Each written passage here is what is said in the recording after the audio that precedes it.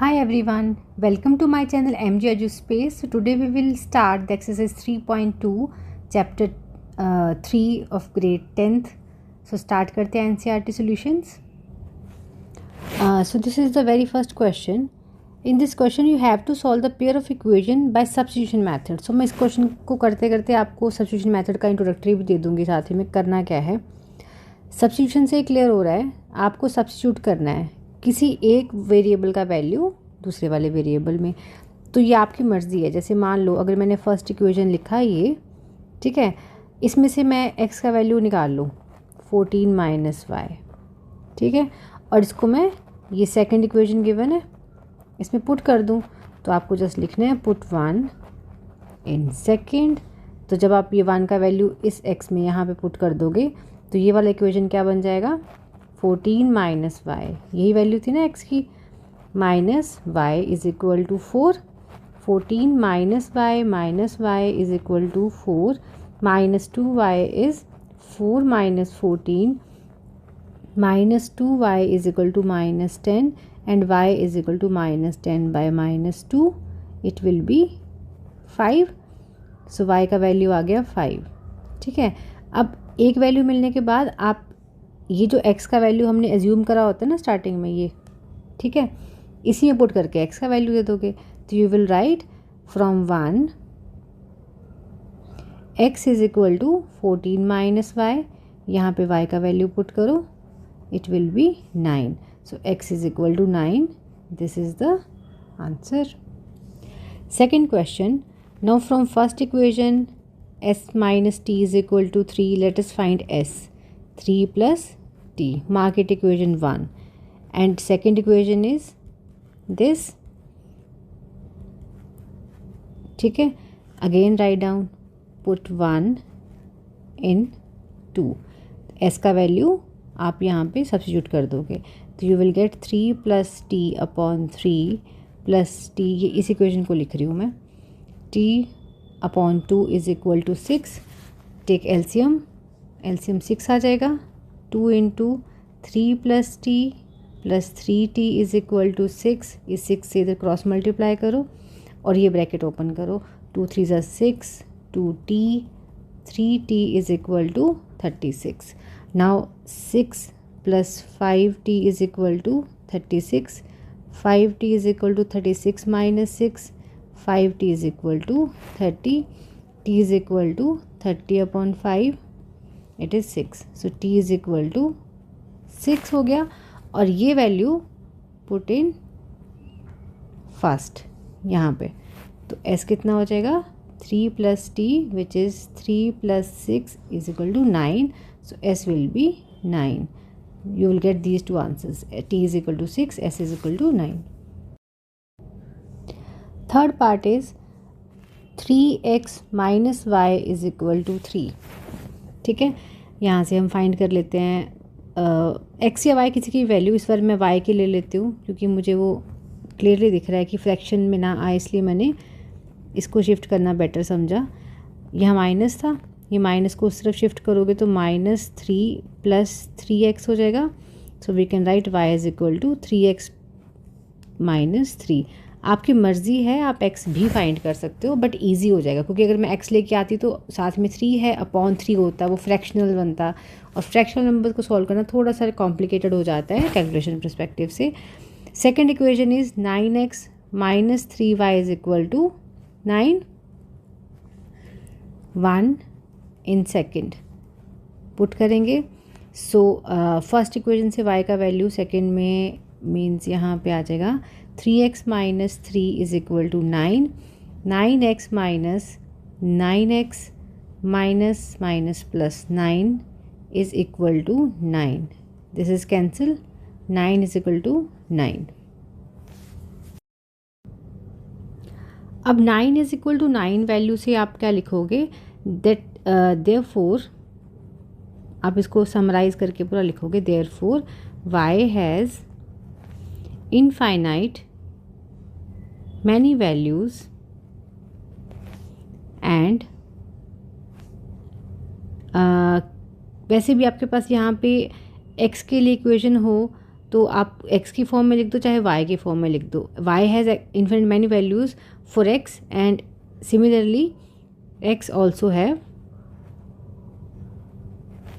Infinite many values. क्योंकि अगर आप इनको कंपेयर भी करोगे तो ये a1/a2 is equal to b1/b2 is equal to c1/c2 case है ये. इस करके इसमें इन्फिनिट मैनी वैल्यूज़ आएंगी. तो आपको जस्ट इसको नॉर्मली एक्सप्रेस कर देना है एंड सम अप कर देना है थियोरेटिकली, क्योंकि ये देखो कैंसिल ही हो गया तो x का वैल्यू कोई एक सिंगल वैल्यू एग्जिस्ट नहीं करता उसमें. Next 4th question, this is in decimals. तो बेस्ट रहता है, देखो सारा क्वेश्चन पहले मैं फ्रैक्शन में चेंज कर रही हूँ. अब इस तरफ भी एलसीएम 10 है, इधर भी एलसीएम 10 है. ठीक है, तो या तो मैं पूरी इक्वेशन को भी अगर 10 से मल्टीप्लाई कर दूँ तो क्या हो जाएगा, डिनोमिनेटर सारा कैंसिल, नॉर्मल एक लीनियर इक्वेशन बन जाएगी. ठीक है, ऐसी सेकंड इक्वेशन को लिखूँगी तो वो x 5y 23 सेकंड इक्वेशन. अब सब्स्टिट्यूशन के लिए क्या करेंगे, इस इक्वेशन से मैं x का वैल्यू फाइंड करूँगी which is 13 minus 3y. x is equal to 13 minus 3y upon 2. This is equation 3. Put 3 in 2. जिससे फाइंड करते हैं ना उससे अदर इक्वेशन में पुट करना है हमेशा, तो वही सेम इक्वेशन ही बन जाएगी. सो यहाँ पे जब सब्स्टिट्यूट करोगे you will get 4 into 13 minus 3y upon 2 plus 5y is equal to 23. 2 से ये कैंसिल. ठीक है, तो ये 2 into 13 minus 3y plus 5y is equal to 23. 26 minus 6y 5y 23 minus y is equal to 23 minus 26 minus y is equal to -3. Minus से minus cancel, y is equal to 3. Put this value in third equation. This is your third equation. x is equal to 13 minus 3, y का value 3 आया, मैंने put कर दिया. 9 minus 3 it is 4, sorry 2 था ये, 4/2 it is 2. So x will be 2. 5th question, under root of 2x plus root 3y is equal to 0. Root 2x is equal to minus root 3y, क्योंकि 0 में से minus करोगे तो वो यही बचेगा, ये देखो. और x को मैं यहाँ शिफ्ट, रूट 2 को मैं इधर शिफ्ट करूँगी तो ये इक्वेशन बन गया फर्स्ट. सेकंड इक्वेशन था 3x minus root 8y is equal to 0. ये x की वैल्यू आप यहाँ पुट करो. Root 3 minus root 3y root 3 2 और ये minus root 8y is equal to 0. This root 3 into root 3 will give you 3 and y में, और ये root 2 minus root 8y is equal to 0. अब अगर मैं दोनों इक्वेशंस टर्म्स में से y कॉमन लूँ, I am going to be left with this number. What does it mean, y is equal to 0 upon, ये सारा उधर जाके डिवाइड कर देगा, -3/√2 माइनस रूट 8 ऐसे which is 0. So y will be 0. ठीक है, second equation, put second in 1, तो x भी कितना हो जाएगा 0. So you will get y is equal to 0, x is equal to 0. 6th part is 3x/2 minus 5y/3 is equal to -2. ठीक है, और इसमें पहले मैं एलसीएम लेके लीनियर बना रही हूँ उसको. LCM is 6, so 3 3 9x minus 5 2 10y is equal to -2. ये जो एलसीएम 6 था इसको इधर मल्टीप्लाई कर दिया. ठीक है, अगर नहीं क्लियर है मैं फिर से इसको लिख देती हूँ. 6 एलसीएम आ गया, 3x/2 इसको 6 कैसे बनाएंगे, multiply by 3 and 3, 5/3 multiply by 2 and 2 and -2. It will be 9x/6 minus 10y/6 is equal to -2. 9x minus 10y, और ये जो 6 एलसीएम था इधर आ जाएगा, मल्टीप्लाई हो जाएगा. सो 9x minus 10y is -12. So x will be -12 plus 10y/9. ठीक है, ये इक्वेशन में आने के बाद अब इसको हम पुट करेंगे सेकेंड इक्वेशन में। This is your second equation. तो यहाँ पे x की जगह पे क्या आ जाएगा, -12 + 10y/9 अपॉन 3 है, plus y/2 is equal to 13/6। So -12 + 10y upon ये 3/1, इसको हम 3/1 को क्या लिख सकते हैं, नॉर्मली 1/3 लिखेंगे जब फ्लिप करेगा। तो 9 ऑलरेडी है, 1/3 मतलब ये 3 यहाँ मल्टीप्लाई हो जाएगा, प्लस y/2 13/6। अब यहाँ पे जब हम नंबर्स लिखेंगे इट विल बी -12 + 10y, 9 3 ज़ा 27, y/2 13/6। एलसीएम लेंगे it will be 54। So -12 + 10y × 2 plus 27y upon 54 is equal to 13/6। And इसको सॉल्व कर दो। -12 × 2 is -24, 20y, 27y upon 54 is equal to 13/6। Then अब यहाँ पे -24 + 47y upon 54 is equal to 13/6, और ये -24 + 47y 13/6 × 54, 6 9 54। So -24 + 47y is equal to 39 117, 47y is equal to 117 plus 24, this 24 getting added this side, 47y is equal to 1 4 and 1, और इसको अगर हम divide करके चेक करेंगे तो it will B 141 upon 47, 47 3s are this, so y is 3, और x का value ये था ना, यहाँ पे पुट कर देंगे, put in 1, x is equal to -12 + 10 3/9 -12 + 39, ठीक है। और यहाँ पे कितना वैल्यू आ जाएगा, ये 18 9 it is 2, so x will be 2। This is the answer. This is the second question. आपको पहले इनको सॉल्व करके एक्स वाई निकालने हैं, इसी क्वेश्चन में पुट करके m की वैल्यू देनी है। स्टार्ट करते हैं। 2x + 3y is equal to 11, 2x - 4y is equal to -24।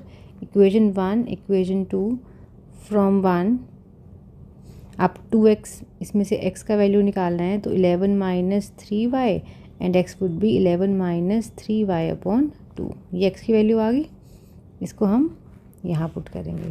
So 2 × 11 - 3y/2 -4y -24, 2 से 2 cancel, 11 - 3y 4y -24, 11 - 7y -24, 7y -24 -11, -7y is -35, y is -35 by -7, 7 1s are 7, 7 5s are 35, so y is 5. Put this 5 here, mark it equation 3. So put this in 3, you will get x is equal to 11 - 3 × 5/2, it is 11 - 15/2 -4/2, it is -2, so x will be -2।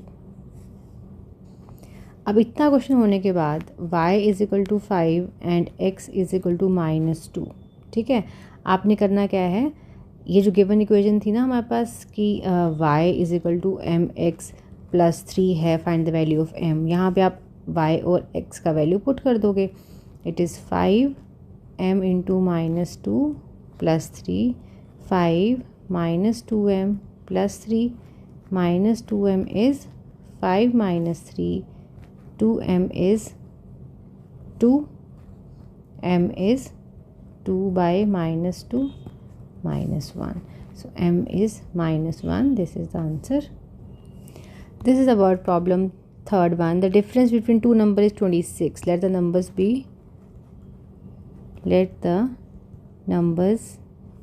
x and y. Difference between them, x minus y is 26. Mark it equation 1. One number is 3 times the other. Let this number is 3 times the other. Equation 2 आप कर दो. Put second in 1. इसको इसमें put कर दो. You will get 3y minus y 26, 2y 26. So y is 26 by 2, 13, y is 13. This is the value of y. Put this in 2. Put in second. x कितना था? 3y means 3 into 13. It is 39. So x will be 39. So two numbers will be 13 and 39. Large are the two supplementary angles. Supplementary angles कौन से? जिनका sum क्या होता है? 180. You will write, let the angles be x and y according to the question. X plus y is 180 because it is given. They are supplementary and exceeds the smaller one. The larger one, let the larger one be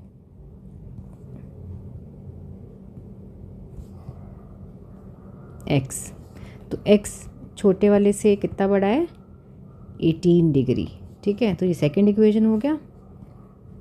from this second equation से x कितना हो जाएगा? 18 plus Y. Third equation मानो इसको and put this third equation in first. ये वाली value x की इधर. ठीक है, तो ये क्या आ जाएगा? x की जगह लिख देंगे हम 18 plus y 180, 2y 180 minus 18 and y is आप 18 में से 18 ही था ना इसमें. हाँ, 180 minus 18 it will give you the value 162. So y will be 162 by 2 81. So आपके पास एक एंगल आ गया 81 डिग्री. ठीक है, ये वैल्यू आप यहाँ पे पुट कर दो, किसी में पुट कर दो. वैसे तो x की निकालनी है. x minus 81 is 18. तो x will B 18 plus 81, it is 99 degree. तो ये आपका सेकेंड. और ये लार्जर था, ये देखो बिगर ही आया वो 99 degree. Next question, the coach cricket team buy bat 7 bats 6 balls इतने रुपीज़ का, फिर 3 बैट्स 5 बॉल्स इतने रुपीज़ की कोस्ट बतानी है ईच बैट ईच बॉल की. So let us assume that late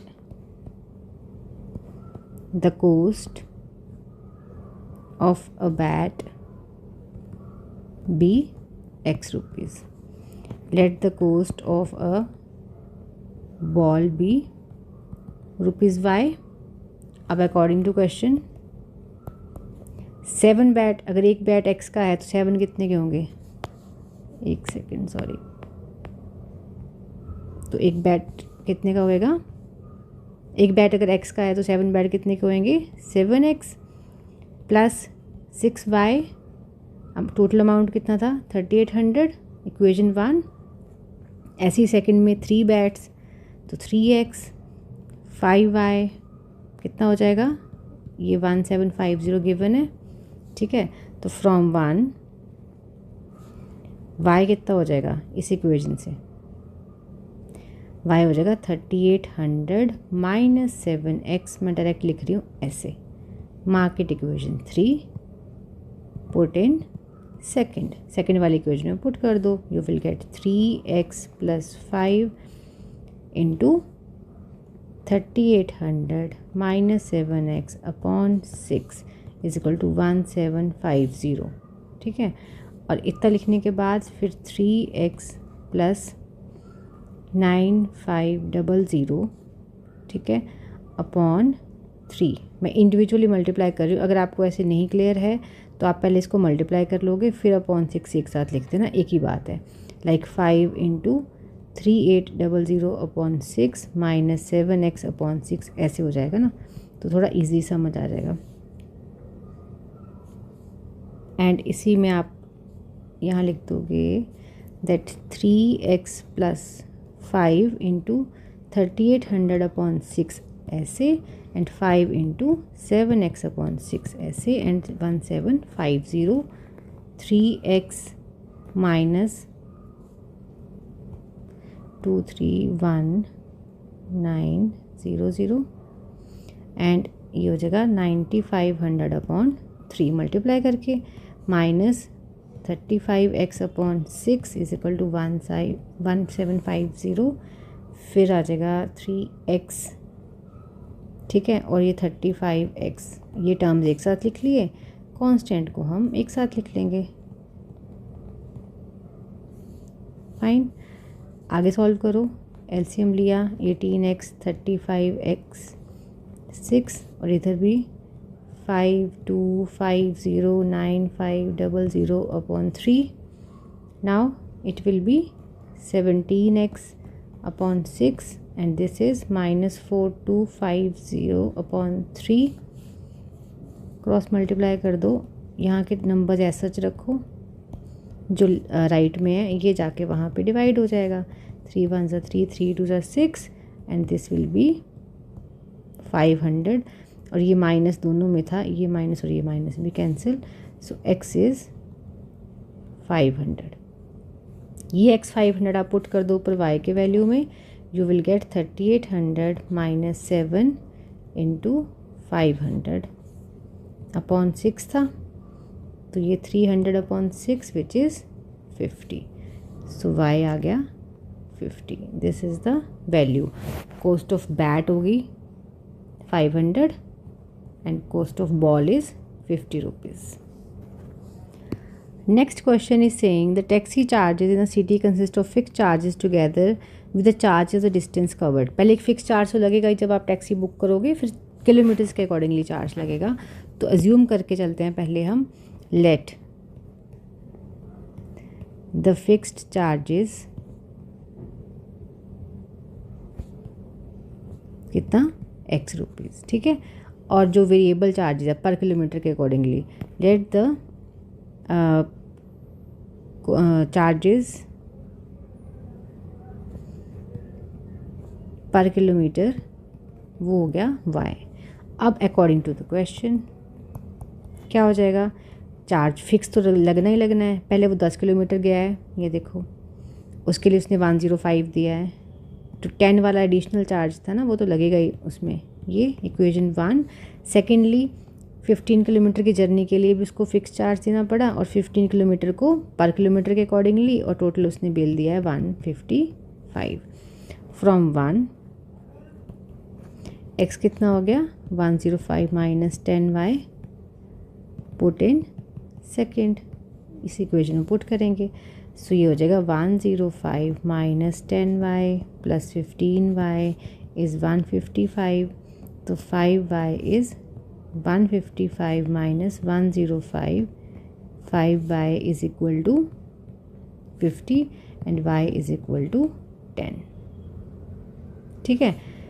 यहाँ पे y 10 आ गया। अब ये y का वैल्यू आप पुट कर दो इस इक्वेशन में, तो आपके पास x की वैल्यू आ जाएगी। x था 105 माइनस 10y, तो x is equal to 105 minus 10 into 10, it is 105 minus 100, it is 5।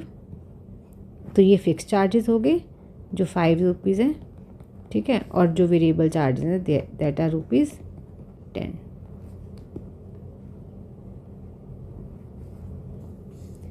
Next question saying a fraction become 9/11 if 2 added to both numerator and denominator। तो लेट अस सपोज पहले numerator and denominator, ठीक है, late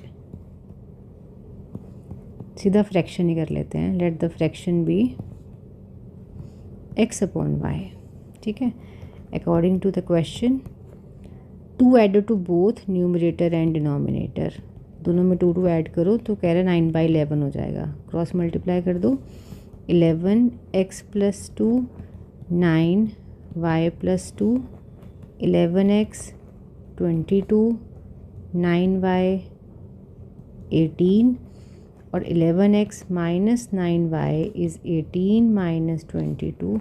11x - 9y is equal to -4, equation 1। अब इसके बाद same ऐसे ही second condition क्या है कि if 3 added to both numerator and denominator, तो x + 3 अपॉन y + 3, तो कहता फ्रैक्शन बन जा रही है 6, cross multiply 6 × x + 3, 5 × y + 3, 6x 18, 5y 15, 6x - 5y 15 - 18, 6x - 5y -3, second equation. इस इक्वेशन से या इस इक्वेशन में से कहीं से भी आप एक x की वैल्यू ले लो। तो मान लो अगर मैंने यहाँ से ली x की वैल्यू, तो ये -4 + 9y अपॉन 11 हो जाएगी। ठीक है, इसको यहाँ पुट कर दूँगी मैं। तो 6 × -y + 9y / 11, 5y -3, तो ये हो जाएगा -6y 54y, एक सेकंड, ये y नहीं है 4 है, -4 ऐसे। सो 6 4 = 24 + 54y अपॉन 11 -5y -3। ठीक है, अब इसको आगे सॉल्व करेंगे। -24 + 54y माइनस, ये एलसीएम लिया 11 आया यहाँ पे, तो ये -55y is equal to, LCM वाला 11 यहाँ मल्टीप्लाई कर देगा -3 से, तो -3 × 11। सो इसको सिंप्लीफाई करो, -24 + 54y -55y is equal to -33। So -y is equal to -33 + 24, it is -9, so y is 9।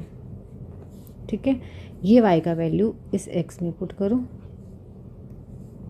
ठीक है, तो आपके पास x का वैल्यू कितना आ जाएगा, इट इज़ -4, 9 × 9 / 11, -4, 81, 11, और ये हो गया,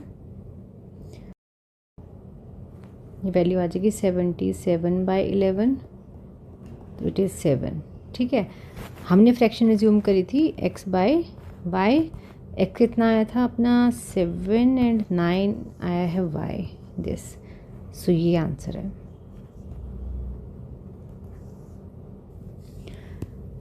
Now next question is this, and this is the last question of this exercise. 5 years hence, अब से 5 साल बाद, age of Jacob will be 3 times the age of his son and 5 year ago का एक केस दिया है। तो present as बतानी है, आप एज्यूम प्रेजेंट एज करोगे। Let the present age of Jacob is x years, and let the present age of his son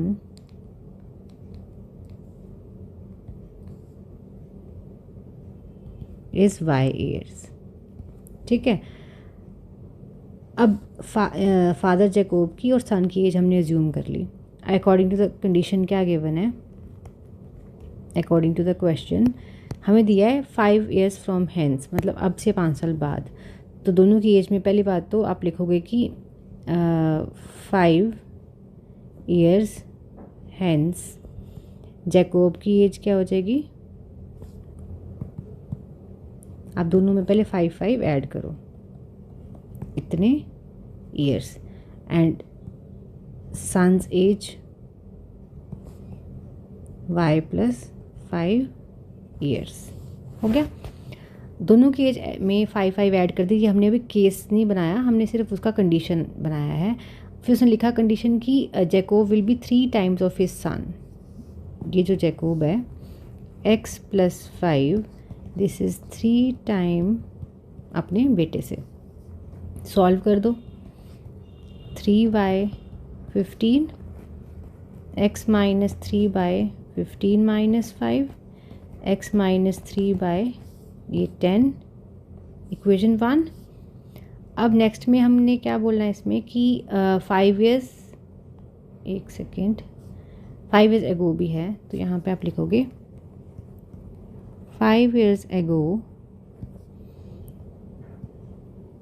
Jacobs as कितनी हो जाएगी x - 5। हम प्रेजेंट से चलते जाएंगे पहले। And son's age y - 5 years according to question क्या है। Question is saying that Jacob age is 7 times of his son. इसमें x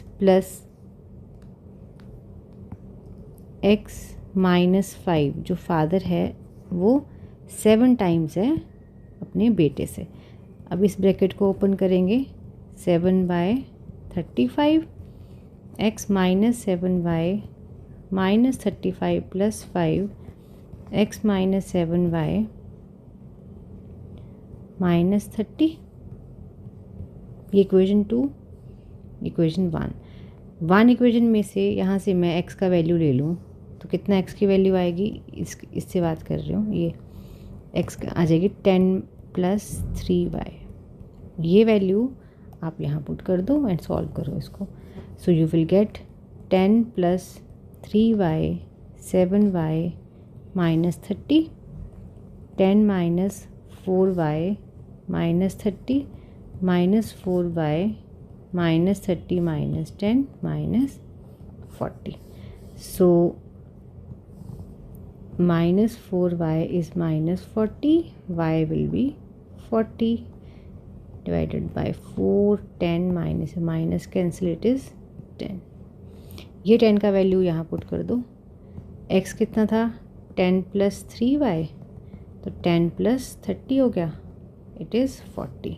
और हमने x माना था फादर को, सो फादर की एज क्या हो जाएगी 40 years and son's age 10 years। This is the answer and with this solution आपका ये पूरा एक्सरसाइज कंप्लीट होता है। मिलते हैं अगले वीडियो में अगले एक्सरसाइज के साथ। Till then take care, thank you.